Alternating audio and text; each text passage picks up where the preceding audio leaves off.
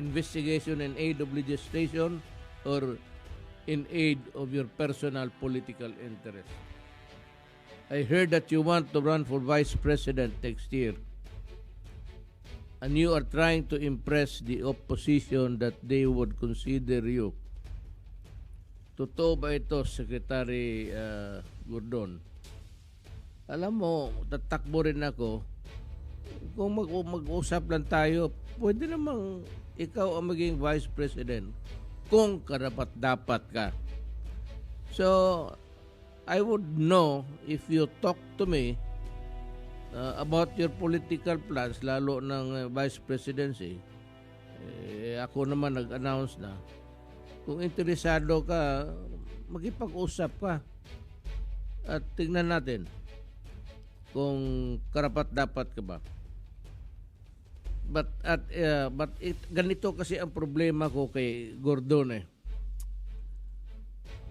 But having a senator at the helm, especially like you, even if the Supreme Court ruled that it is not against the Constitution if you hold the position of Red Cross, I think is unethical, and we have revealed why.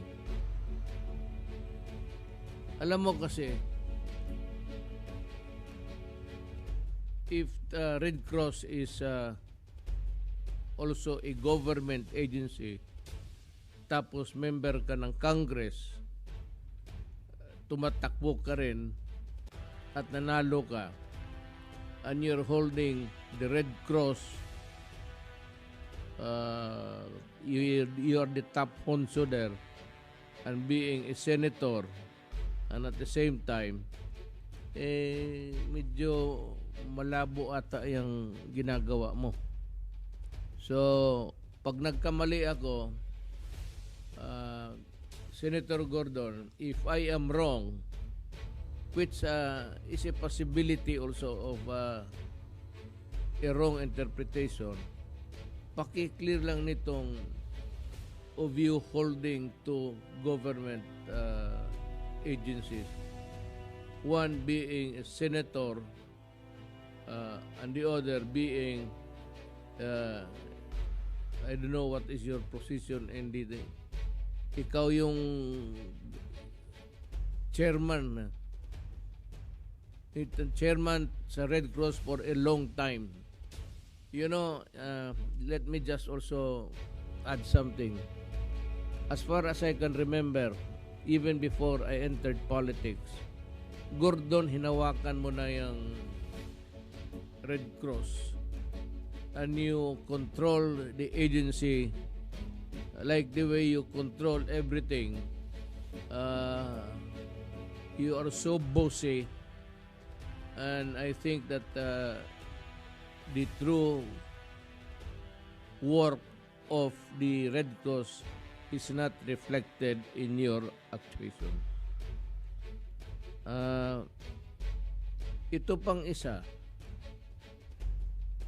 Red Cross is to be a non-profit organization.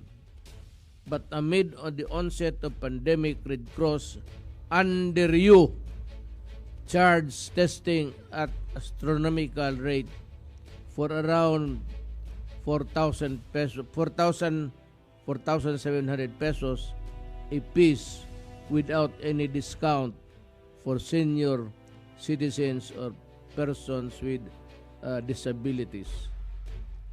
Is this not a clear violation of the expanded Senior Citizens Act? Pakisagot lang nito. Kasi it is a violation of law to deprive the senior citizens and persons with disabilities of lower prices in consideration of their present situation.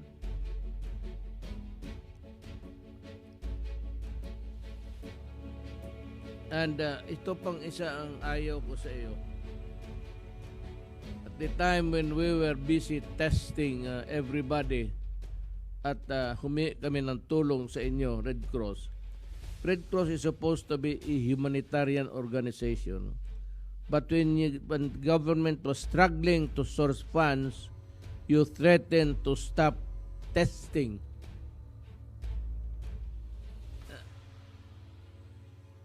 I'd like to ask the Filipino people na na napansin ba nito ninyo noon? Nagalit siya at sabi niya kung hindi magbayad ang gobyerno, he threatened that he will stop the testing. Alam mo, I really do not know, but I cannot see the rationale of your statement na you threaten government with something which ought to be done by you, irrespective of whether or not may pera ba o wala. Because in this kind of situations or transactions with government, foremost is really the fact that everybody wants to help. And now you are even having plans of selling vaccines and said charging 3,500 pesos per shot is just fair. Moderna vaccines cost $51 or roughly about 2,500 pesos. What is the extra 1,000 for? And for whom? Yung Moderna na gagamitin mo is 2,500 pesos. Pero sabi mo, you will be charging 3,500. So there is an extra of 1,000. Anong gamitin mo nito in the light of the pandemic in situation in the Philippines? Is this a fair move of yours during the time of when the Philippines is suffering from, just like other nations, the effects of pandemic?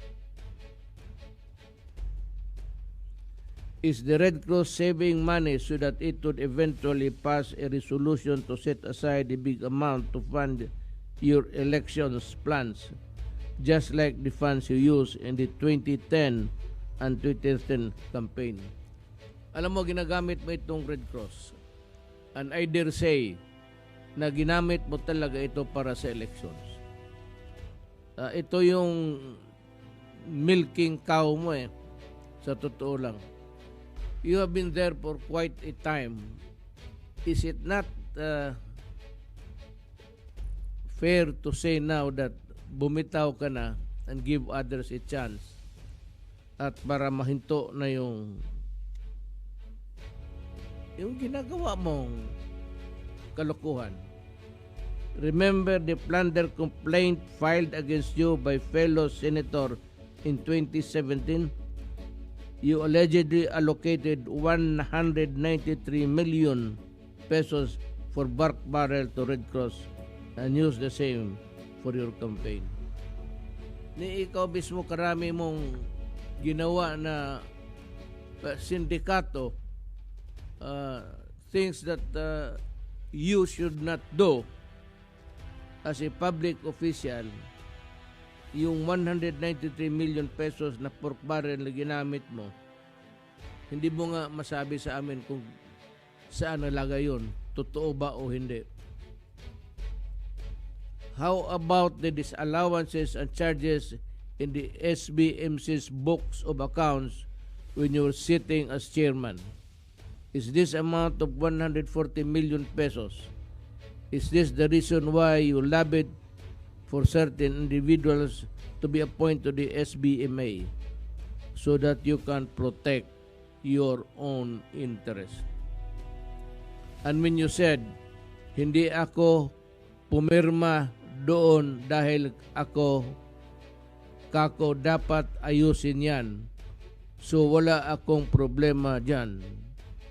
When you're referring to the MOA between the PhilHealth and the Philippine Red Cross, then somebody from the Senate should cite you for contempt. You have a copy of the MOMA, and it is there clearly. It bears your signature. You were lying to the truth before the public. Pakisagot lang nito. Sabi mo hindi ka pumirma. Ngayon pala, it was signed by you.